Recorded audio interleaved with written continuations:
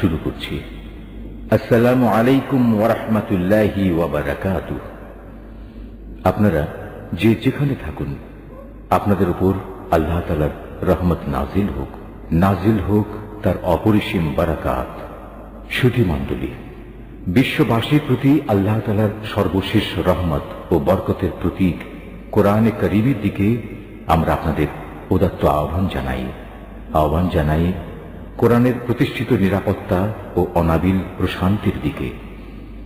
কোরআনে হাকিমের সম্মানিত বাহক নবী রহমত হযরত মুহাম্মদ মুস্তাফা সাল্লাল্লাহু আলাইহি ওয়াসাল্লামের মহান নামে নিযুত কোটি দরুদ ও সালাম জানিয়ে আমরা শুরু করতে যাচ্ছি কোরআনে কারীমের পূর্ণাঙ্গ তেলাওয়াত ও এর সহজ সরল বাংলা অনুবাদ।